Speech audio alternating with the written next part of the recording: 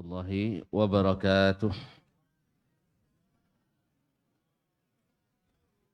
Alhamdulillahi wassalatu wassalamu ala rasulillah wa ala alihi wa sahbihi wa man walah. Ashhadu an la ilaha illallah wahdahu la syarika lah wa ashhadu anna Muhammadan abduhu wa rasuluh la nabiyya wa la rasula ba'dah. Ya ayyuhallazina amanu taqullaha haqqa tuqatih wa la tamutunna illa wa antum muslimun. Ya ayyuhan nas ittaqu rabbakumul ladzi khalaqakum min nafsin wahidah wa khalaqa minha zawjaha wa batha minhuma rijalan katsiran wa nisaa'a wattaqullaha alladzi tasaaluna bihi wal arham innallaha kana 'alaikum raqiba.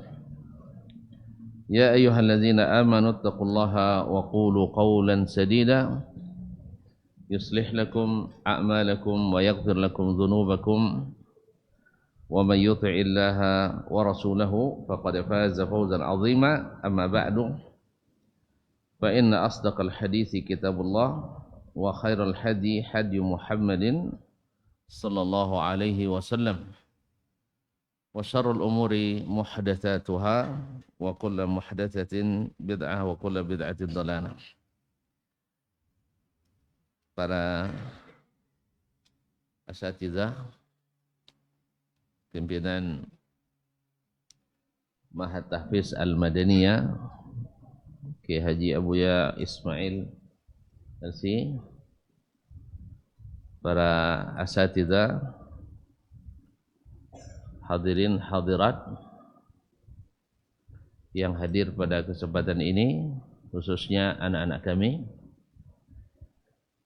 santri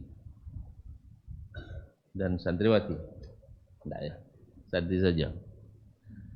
Masya Allah, kok tambah banyak? Nah, Masya Allah. Ahlan wa sahlan wa marhaban bitullabi al-judud. Nas'alullaha an yaj'ala hadzal makan ansaba makanin lakum. Bersyukur kita kepadanya pada hari ini, di malam yang berkah ini, di malam Jumat, kita dihadirkan di rumah Allah yang mulia ini. Tempat yang paling dicintai Allah adalah al-masajid, masjid-masjid. Di Masjid Talha bin Ubaidillah Talha bin Ubaidillah enggak tahu ya, Al-Umawi. Nah, salah seorang sahabat yang dijamin masuk surga. Satu dari 10 sahabat yang dijamin masuk surga, dia adalah Talha bin Ubaidillah. Mudah-mudahan kita juga dimasukkan ke dalam surga. Oleh sebab itu wajib banyak bersalawat dan salam kepada Nabi alaihi salatu wassalam. Kemudian terima kasih kepada jajaran pimpinan Ma'had Al-Madaniyah yang memberikan kehormatan bagi saya untuk setiap Kamis ketiga setiap bulannya untuk hadir di sini. Kalau tidak apa izin dia Bu ya, tidak dapat mata. Masya Allah, jazakallah khairan. Masya Allah, majlis ini juga disinari oleh beberapa ustadz yang datang pada kesempatan ini. Ada Dr. Azhari Syafi'an LCMA, Masya Allah, jazakallah khairan, pimpinan Ansar Sunnah. Dan lama jadi guru dan di Madinah dulu. sering bersama saya dulu di Madinah. Kemudian guru saya satu yang lagi, Dr. Muhammad Yusran Hadi LCMA dari Aceh. Beliau pimpinan MIUMI cabang Aceh, Majelis Intelektual dan Ulama Muda Indonesia.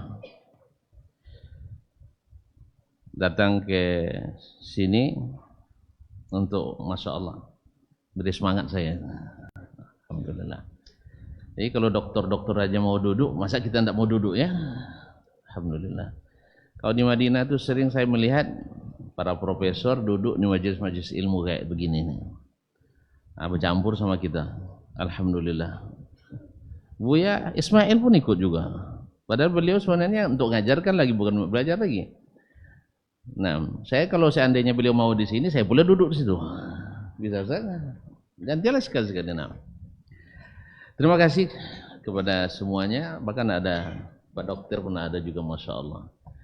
Ini kira dokter tak tahu agama.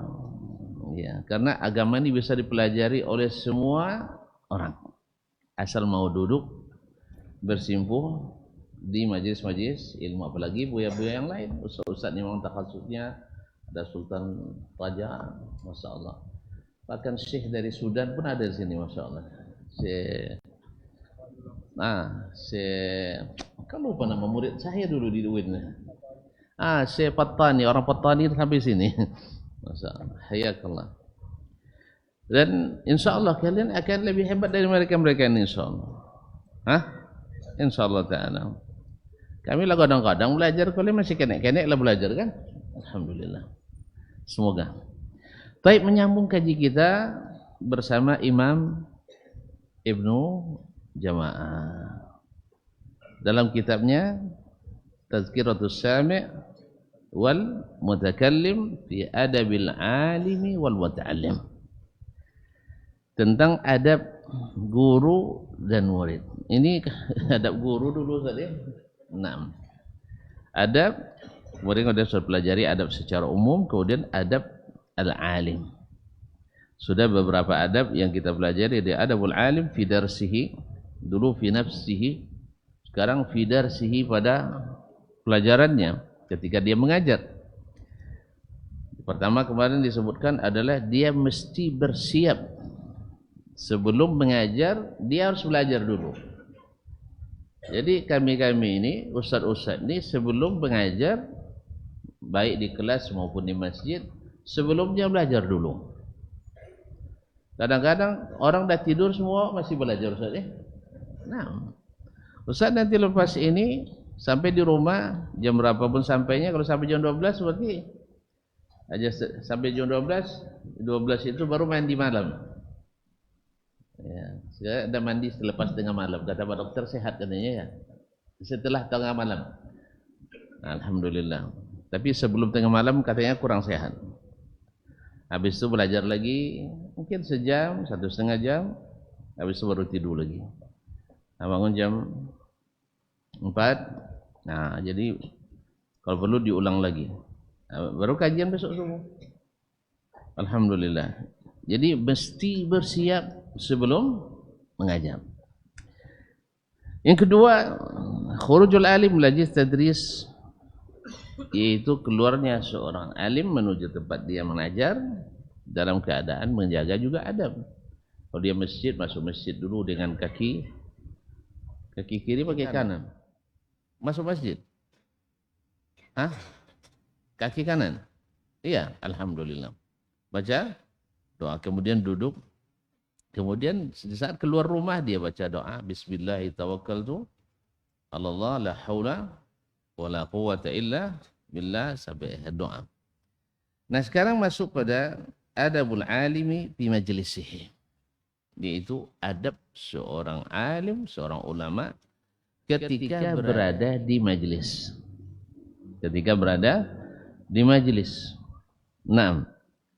Qala Syekh rahimahullah ta'ala as-salis, adab yang ketiga dari adab Syekh ketika memberikan pelajaran, ayajlisa barizan li jami'il hadirin, duduk di tempat yang terlihat jelas oleh yang hadir. Makanya Ustaz dikasih meja ini ditinggikan sedikit, tinggi sedahan sedikitnya supaya terlihat oleh semua orang. Kalau saya duduk menjelepok di bawah, mungkin yang depan aja. Atau menjelepok, duduk bersila di bawah, tidak terlihat oleh orang ramai. Dan bahwasanya ketika syekh atau ustadz mengajar dengan keadaan terlihat langsung interaksi, lebih cepat dipahami daripada tak terlihat sah. Betul? Nah, contohnya ketika belajar di musim Covid yang semuanya pakai online, dengan belajar langsung mana yang lebih baik? Lebih baik langsung. Jadi amak-amak banyak tentu dia supaya maju waktu itu. Sebab ini maju anak di rumah. Dia ngajar orang anak di rumah, tahu pula anak bahwa ternyata ibunya tidak bisa ngajar dia atau bapaknya. Sebentar-bentar kena marah, sebentar-bentar kena marah. Baru tahu dia bahwa guru-guru di sekolah lebih penyabar daripada ayah dan ibu di rumah ketika ngajar. Tapi kalau cari piti, sabar pula mereka. Nah, jadi memang bidang-bidang itu Allah bagi-bagi. Jadi terlihat oleh semua orang supaya mudah dan ada interaksi, ada terlihat mimik daripada seorang guru itu. Wa yuwaqqiru afadilahum bil ilmi wassin. Kemudian memberikan penghormatan kepada orang-orang yang punya kelebihan ilmu. Maka tadi disebut Ustaz Sianu itu sebenarnya adalah masuk daripada adabul majlis. Tuan-tuan mungkin ketika hadir khususnya di majlis-majlis resmi yang kami hormati, misalnya Bapak Bupati, kan? Yang kita hormati Bapak Sekda, yang kami hormati Bapak ini dan itu.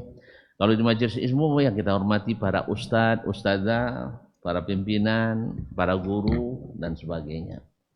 Ini salah satu daripada adab. Karena subhanallah memang manusia itu tuan-tuan, dan itu tidak salah. Saya ingat ketika Nabi SAW melakukan Fathu Makkah. Fathu Makkah. Nabi berupaya jangan sampai ada darah yang tumpah. Karena tujuannya bukan untuk membunuh orang, tapi untuk mengembalikan Makkah ke pemilik aslinya. Siapa pemilik asli Makkah? Allah SWT. Ini diserahkan pada patung-patung orang syirik. Maka tidak berhak orang musyrikin untuk mengurus Masjidil Haram itu. Mereka lama jadi pengurus Masjidil Haram. Akhirnya Nabi diperintahkan Allah untuk mengambil alih, karena orang bertakwalah yang berhak mewarisi tanah-tanah suci itu. Nah, lalu dibisikkan ke Nabi SAW, Abu Sufyan itu kan belum masuk Islam dia. Orangnya suka disanjung. Maka Nabi SAW berikan dia tempat itu. Maka Nabi umumkan siapa yang masuk Masjidil Haram aman. Siapa yang tetap dalam rumahnya aman. Siapa yang masuk rumah Abu Sufyan secara khusus. Terasa enggak dia dihormati? Terasa? Dan imbasnya adalah ternyata Nabi SAW sedurhaka ini saya, sebanyak ini perlawanan saya, sekuat ini penentangan terhadap Islam, tapi beliau tidak menendang. Berarti dia ingin orang dapat hidayah. Akhirnya Abu Sufyan menyatakan, asyhadu an la ilaha illallah wa asyhadu anna Muhammadar Rasul. Masuk Islam. Kalau induk ongkangnya masuk Islam, tahu di induk ongkang, pimpinan tertingginya, bos besarnya masuk, tentu yang bawah-bawah ngikut insyaallah taala. Jadi Nabi dapat dua keuntungan. Satu, Abu Sufyan masuk Islam. Dua, orang tak berani angkat senjata sebab ketuanya tidak angkat senjata. Jelas? Jadi tujuan Nabi tercapai, tetapi tidak ada pertumpahan darah. Walhamdulillah. Ya gitu juga. Nanti kalau nak mendamaikan orang, sanjung-sanjung pula dia. Atau nak melamar anak orang, sanjung-sanjung calon mertua. Pak, bapak adalah satu-satunya orang baik di sini yang bisa terima saya. Mana tahu kan, alhamdulillah sebagainya. Kemudian ya ini afdal bil ilmi wasin, termasuk orang tua-tua. Maka di antara yang hadir kadang ada nenek mama, tokoh adat, tokoh masyarakat. Naam. Wassalahi, dan orang-orang yang memiliki kesalehan, orang-orang saleh. Naam. Wasyaraf, dan orang yang mempunyai kedudukan, kemuliaan. Dan itu adalah wajar untuk diberikan penghormatan dan tauqir oleh seorang alim. Dan itu yang kita lihat ketika majelis-majelis dari masa dulu sampai hari ini, para ulama selalu memuliakan orang-orang yang harus dimuliakan. Alhamdulillah. Kadang-kadang hadir syekh misalnya sedang memberikan kajian, tiba-tiba datang ustadz lain atau syekh, yang maka dia kadang-kadang dia berdiri, disuruh duduk di tempatnya, disuruh duduk di tempatnya. Kaum muslimin dan muslimat. Wa yarfa'uhum ala hasabi taqdimihim fil imamah, dan mengangkat mereka sesuai dengan kedudukan mereka dalam al-imamah, dalam keimamannya, yaitu diikuti oleh orang ya, dan menjadi contoh. Wa talattafu bil baqiyin, kemudian bersikap lembut dengan yang selebihnya. Juga kita tidak melalaikan menyebut para hadirin wal hadirat rahimakumullah, yang saya cintai, yang saya hormati, yang saya muliakan. Kalau disebut antum dicintai oleh ustaz, senang kan? Tapi kalau langsung ke tetera, ingat kaum muslimin, tidak ada cerita yang saya cintai, yang saya hormati, atau yang dirahmati Allah misalnya. Nah, maka orang kadang-kadang belum tersentuh, tiba-tiba sudah ditarik-tarik. Nah, wa yukrimuhum bihusnis salam wa talaqatil wajh wa mazidil ihtiram, kemudian memberikan kemuliaan kepada mereka dengan salam yang baik, memulai dengan assalam, baik setelah waktu memulai kajian ataupun sebelum memulai ketika bertemu dengan orang-orang yang tadi harus dihormati. Wa talaqatil wajhi, dan wajah yang talq. Apa makna talq?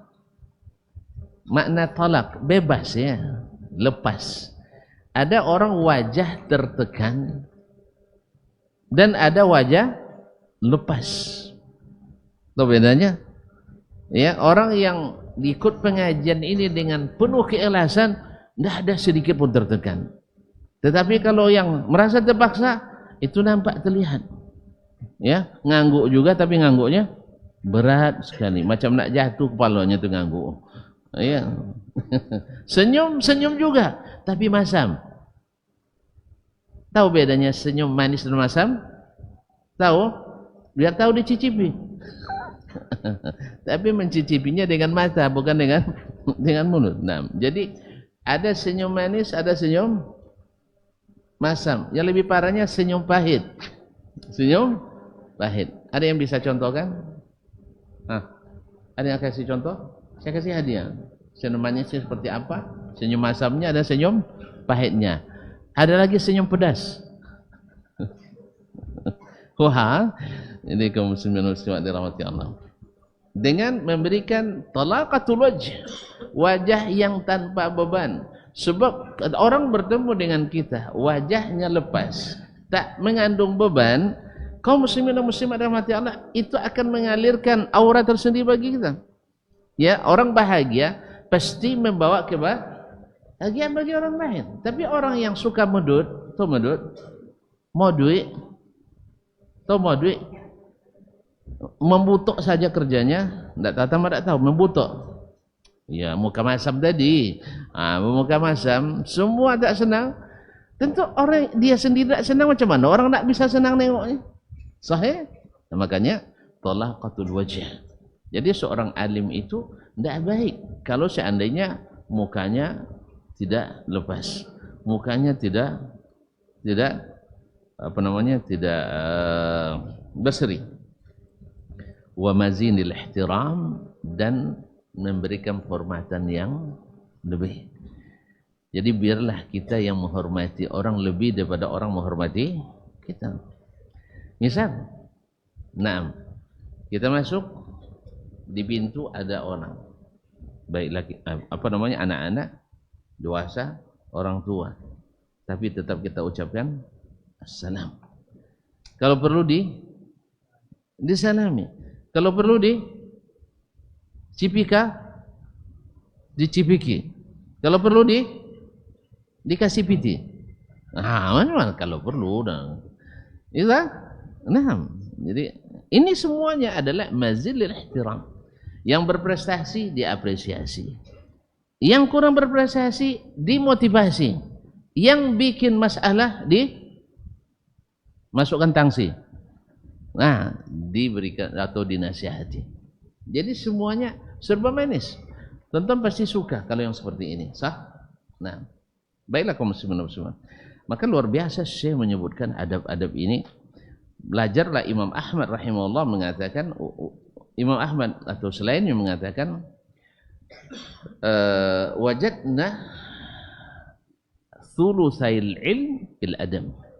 2/3 ilmu itu ada pada adab. Sah? Bisa. Apa maksudnya? Ilmu yang kita pelajari dari Nabi alaihissalatu wassalam. Apa ilmu yang kita pelajari pada Nabi? Taat pada Allah, sah? Adab enggak? Adab. Taat pada Rasul. Adab enggak? Adab. Taat pada orang tua. Adab enggak? Adab. Taat kepada guru. Adab enggak? Adab. Taat pada istri. Adab enggak? Adab. Suami taat istri, istri taat suami. Karena taat itu, cinta itu memerlukan taat. Kan ya? Bang nanti pulang tolong belikan obat. Siap laksanakan. Taat enggak? Taat enggak? Taat. Dia memerintah tapi perintahnya dari bawah ke atas. Meminta. Anak minta satu pada orang tuanya, taat. Kemudian apa lagi? Di antara ilmu yang kita pelajari, bila datang waktu sholat, kita pergi ke masjid. Adab enggak? Adab. Jadi 2/3 ilmu itu ada. Makanya anak Imam Ahmad Abdullah mengatakan, bagaimana menurut ayat tentang Ma'ruf al-Karhi? Dia hadisnya tidak banyak, tapi orangnya adabnya luar biasa, zuhudnya, waraknya. Lalu kata Imam Ahmad, alaisal ilmu ma wasala ilaihi ma'ruf? Bukankah ilmu yang kita tuntut ini apa yang ma'ruf sudah melaksanakannya? Sah? Dia kepada Allah beradab, kepada Rasul beradab, kepada manusia beradab, menghindarkan yang haram, mencari yang halal, bahkan berusaha meninggalkan yang makruh dan melakukan yang sunat. Ya adab. Jelas? Jadi 2/3 ilmu itu ada pada adab. Makanya penting. Wala yukrahul qiyamu li akabiri ahli Islam. Tidak dibenci atau tidak makruh hukumnya berdiri menghormati orang-orang besar Islam. Orang-orang besar Islam siapa? Orang-orang yang dibesarkan dalam Islam siapa? Rasulullah SAW ketika hidupnya, atau para sahabat, syekh, ulama-ulama, kemudian para pemimpin, waliul amri. Kan orang-orang yang harus kita hormati. Maka seandainya kita berdiri untuk menghormatinya, maka itu dibolehkan. Itu dibolehkan. Yang tidak boleh itu adalah orang yang nyuruh setiap orang datang kepadanya untuk berdiri. Paham enggak? Paham? Saya sebagai ustadz lalu masuk kalian ke ruangan saya. Ya, atau saya masuk ke ruang kalian tidak berdiri, marah saya, itu yang tidak boleh. Tapi kalau sekalian sendiri berinisiatif datang untuk memuliakan saya, maka ini banyak dilakukan oleh para ulama dan bahkan ada dari Nabi alaihissalatu wassalam. Makanya Syekh bin Baz rahimahullah, kenal Syekh bin Baz? Kenal? Iya, Syekh. Subhanallah, salah seorang muridnya Baru 2 bulan yang lalu saya bertemu di Jakarta, Syekh Muhammad Al-Purih. Dia katakan, saya tidak melihat orang yang tak lepas mulutnya dari zikir, ya dari yang sekarang tentunya, yang dia temui dari guru-gurunya seperti Syekh bin Baz rahmatullahi alaih. Selesai cakap mesti zikir, selesai cakap mesti zikir, sambil mendengarkan cakap orang dia berzikir. Bisa enggak? Bicara subhanallah aja, ya, tapi tetap lisannya la yafturu an zikrillah, enggak pernah bosan zikrillah. Waktu beliau jadi rektor Universitas Islam Madinah, salah seorang dosen syekh dari Mesir. Syekh dari Mesir ini boleh dikatakan beliau itu, bukan boleh dikatakan, memang aslinya sudah diberikan subuhat sebelum ke Mesir, ke Madinah. Hati-hati dengan Wahabi. Dia tidak pernah membaca tentang Wahabi itu, hanya dari isu orang, dari orang yang memusuhi. Suatu hari terjadi perdebatan antara mahasiswa di Fakultas Al-Quran, orang Saudi, berdebat dengan Syekh ini masalah tauhid. Sampai Syekh ini marah-marah, lupa dia sedang berada di negeri tauhid, atau mereka sebut negeri Wahabi, sampai mencela-cela imam dakwah. Akhirnya marah mahasiswa ini, lapor ke dekan, tidak selesai masalahnya, akhirnya lapor ke Syekh bin Baz rahmatullahi alaih. Syekh bin Baz sebagai rektor tentu harus menyelesaikan masalah ini. Kalau tidak berlarut-larut, nanti dari awalnya 2 berbantah sampai selokal berbantah nanti. Sah? Akhirnya dipanggillah Syekh Mesir tadi oleh Syekh bin Baz rahmatullahi alaih. Sampai di kantor, kira-kira yang Syekh tadi takut tidak datang? Takut dia akan diberhentikan, dipecat. Pikirannya seperti itu. Dia sudah bungkus kemas-kemas barangnya. Ini pasti dikeluarkan dari dosen Universitas Islam Madinah. Ya, karena memang yang terbayang olehnya Wahabi itu kejam, Wahabi itu tidak bersahabat. Itu yang terbayang, itu yang terbawa dari Mesir sana kemudian. Mungkin orang Indonesia ada juga seperti itu ya. Mungkin juga. Banyak juga fitnah-fitnah seperti itu. Lalu ketika Syekh itu datang ke kantor beliau, nah ini lihat ya. Ketika Syekh tadi masuk ke dalam kantornya, ini yang ceritakan ke saya langsung, saksi mata langsung pelakunya. Itu Syekh Abdul Aziz bin Abdul Fattah Al-Qari, mantan dekan Fakultas Usul Al-Quran Al-Karim di Universitas Islam Madinah. Mendengar suara Syekh datang, Syekh bin Baz yang duduk sini, dia langsung berdiri menyambut Syekh Mesir tadi. Ketika Syekh berdiri menyambutnya, terkesan positif atau negatif? Pasti terkesan positif. Awak yang bersalah ternyata dihormati. Agar itu kan, ternyata dihormati. Masuk, duduk. Syekh harusnya kan di kursi rektornya ini kan, dia duduk di kursi tamu bersama Syekh tadi.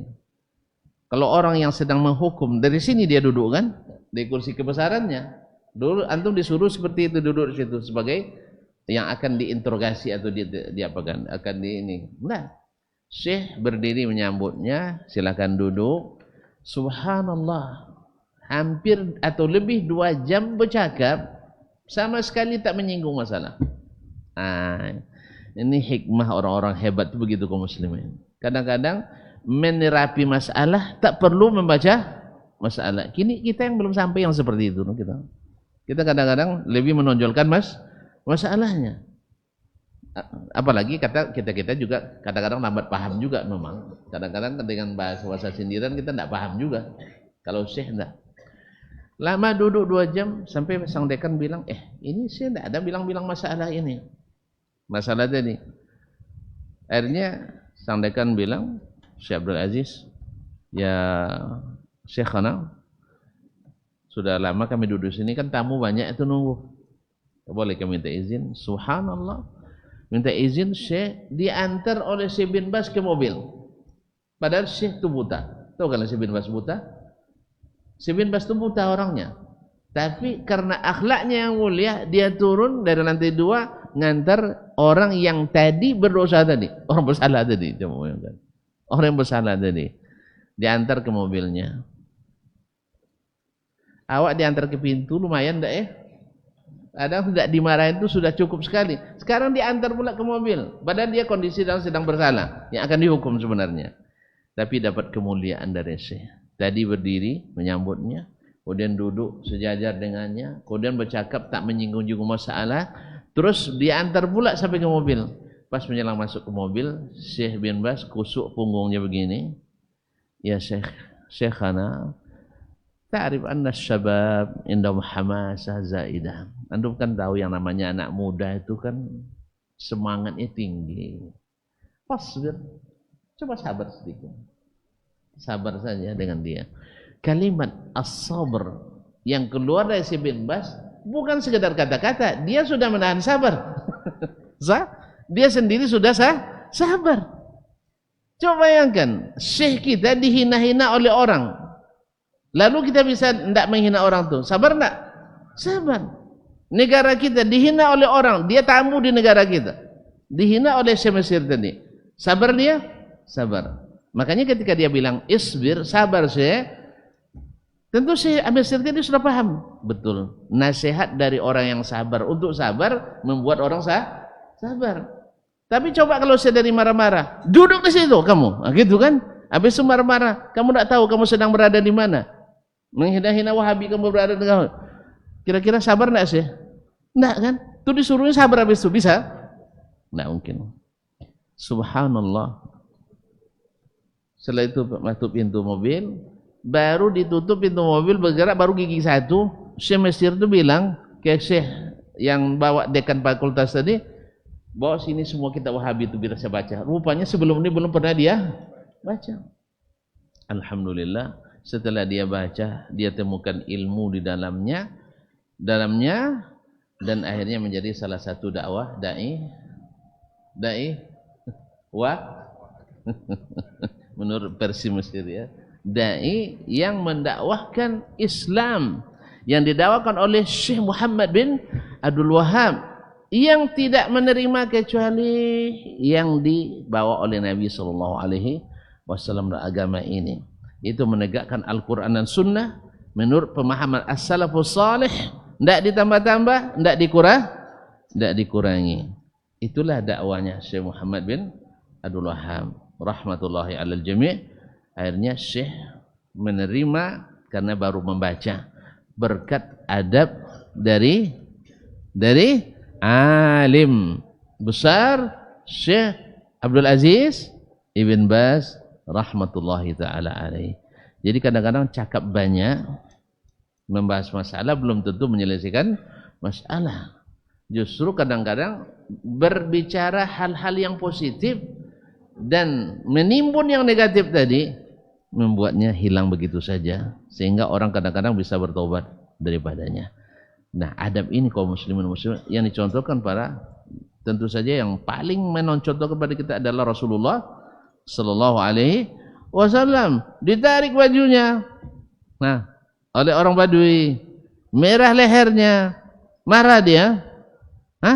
Kalau sendiri-sendiri mungkin bisa kita tahan juga malu kan. Ini di depan para sahabat, di depan para sahabat yang akan siap untuk membela Nabi, seperti membela diri mereka sendiri. Tapi Nabi hanya tersenyum. Ada yang bisa dibantu, Masya Allah. Lalu dia bilang, yang Badui tadi tidak menurunkan volumenya juga. Atini mimalillahi lazi atak. Hai Muhammad, beri saya harta yang Allah berikan kepadamu. Nabi bilang, ya fulan, seorang sahabat kalau tidak salah Abdurrahman bin Auf, berikan dia haknya. Masya Allah. Sabar, ada. Makanya ketika kembali orang ini, dia berkesan. Nabi SAW tak pandai marah untuk dirinya. Tapi kalau agama Allah yang disinggung, dia marah. Jelas? Ini yang kita butuh kaum muslimin dan muslimat dirahmati Allah. Ustaz sama belajar baik di Indonesia, kemudian di Madinah, Arab Saudi, dimanapun, yang paling berkesan dari syekh itu rata-rata adalah adab. Alhamdulillah.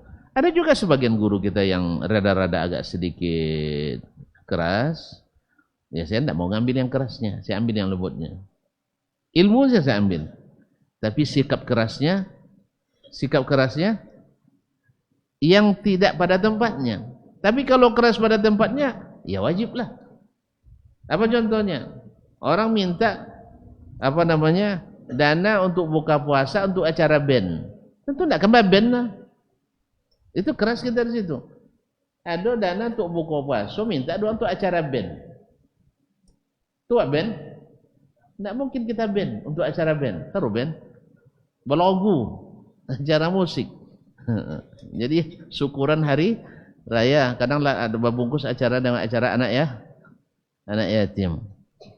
Jadi sebenarnya itu adalah cara-cara orang untuk melakukan subuhan. Baik.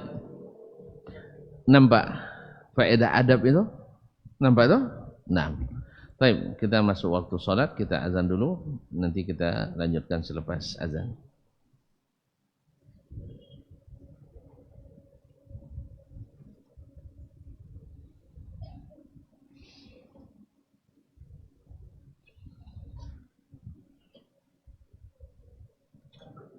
Betul.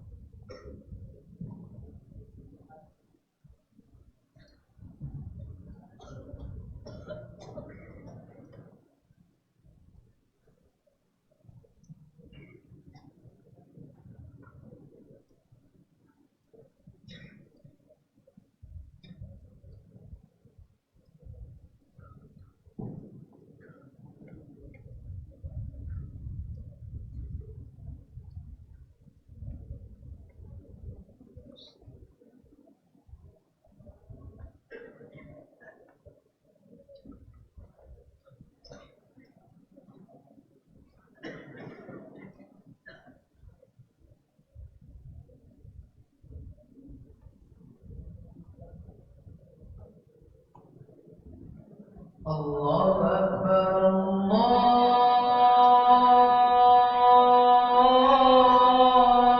Allahu Akbar. Allah.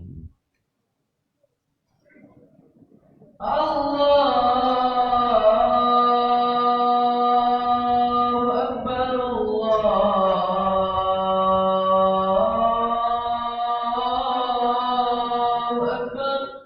Allah. Asyhadu an la ilaha illallah. Asyhadu an la ilaha. Asyhadu an la ilaha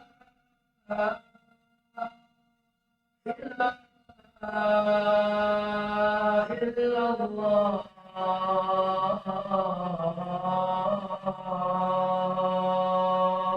Asyhadu an la ilaha. Asyhadu anna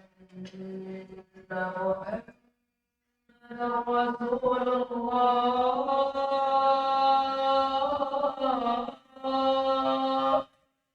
Asyhadu an la. Asyhadu anna Muhammadan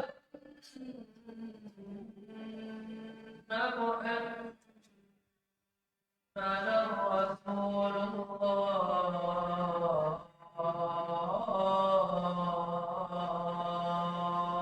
Asyhadu an la ilaha. Hayya 'alas salah.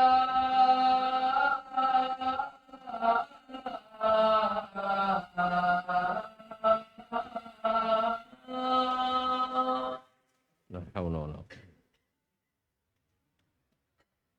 Hayya 'alas salah.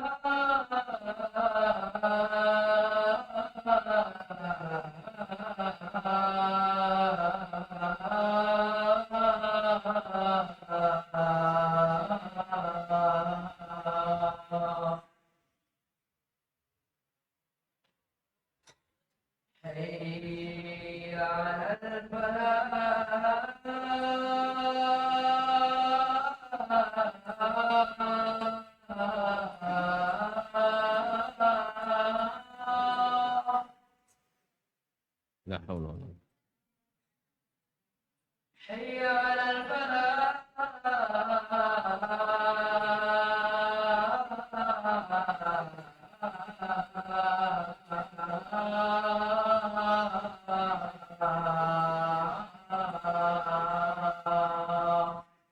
نعم. الله أكبر الله أكبر الله. لا إله إلا الله.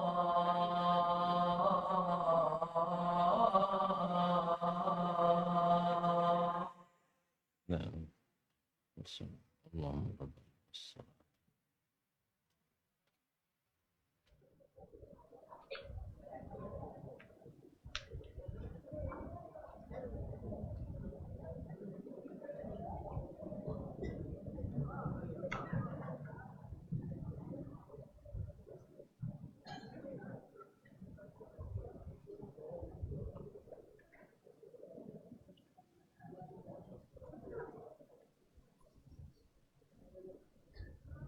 Baik, kaum muslimin dan muslimat dirahmati Allah Subhanahu wa taala. Baik, faqad warada, berkata al-muallif rahimahullah, faqad warada ikramul ulama, faqad warada ikramul ulama ikramu talabatil ilmi fi nususin katsirah. Banyak sekali nas-nas syar'i yang menunjukkan kita mesti menghormati para ulama dan menghormati para penuntut ilmu. Para penuntut ilmu. Walaupun dalam masalah al-qiyam, yaitu berdiri untuk menghormati ini, pada asalnya tidak dianjurkan memang. Pada asalnya tidak dianjurkan. Bahkan Nabi SAW tidak suka yang seperti itu.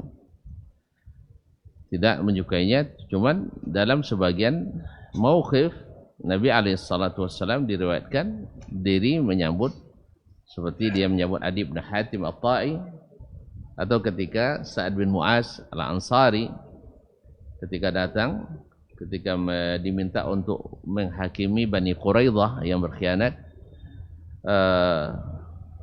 Nabi katakan kepada mereka, qumu ila sayyidikum, berdirilah kalian kepada pemimpin kalian. Sa'ad bin Mu'az adalah pemimpin Bani Aus dari Al-Ansar. Ala kulli hal, pada asalnya tidak dianjurkan. Nah, dan lebih lagi makruhnya bila orang yang kita berdiri karena memang memerintahkan itu, suka yang seperti itu, dan itu akan lebih dilarang. Taib wa iltafitu ilal hadirin iltifatan qasda.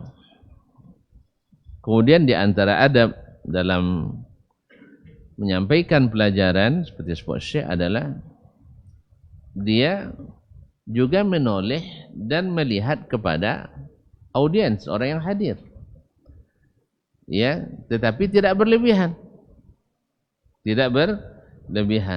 tapi jangan sampai tidak menoleh, karena sebagian lurus begini saja, tidak begini, ada kan? Jadi yang ngantuk tidak tahu, ya, orang tidak tahu, orang paham tidak jelas. Tapi kalau dilihat, diperhatikan, kita tahu mana yang ngantuk, mana yang belum paham. Nah, ini nampak ya, tangangui jadi kau itu tidak paham dulu. Jadi kaum muslimin dan muslimat, tapi iltifatan qasdan, tidak berlebihan. Bihasabil hajah, dan sesuai kebutuhan. Wa yakhussu man yukallimuhu, khususnya kalau dia interaktif dengan bertanya atau berbicara dengan seseorang. Misalnya ada yang bertanya, lalu dia memperhatikan orang yang bertanya itu. Nah, mungkin yang bertanya situ mandang ke situ, kecuali telingo lah gak pas kene, betulnya kan, nah, itu lain. Tapi biasanya yang bertanya itu yang dipandang. Nah, karena terus terang seperti kata Ibnu Abbas radhiyallahu taala anhu, saya kalau berbicara dengan saudara saya serahkan muka saya kepadanya sepenuhnya. sampai dia puas melihat wajah saya. Awak cakap sini, orang bercakap mandang situ, tersinggung kan? Tersinggung orang. Makanya diperhatikan. Naam, aw yaslu law aw yabhathu ma'ahu 'ala al-wajhi inda dzalika bimazid iltifatin ilaihi. Atau sedang mencari orangnya dengan memberikan wajahnya kepadanya dan menghadap kepadanya.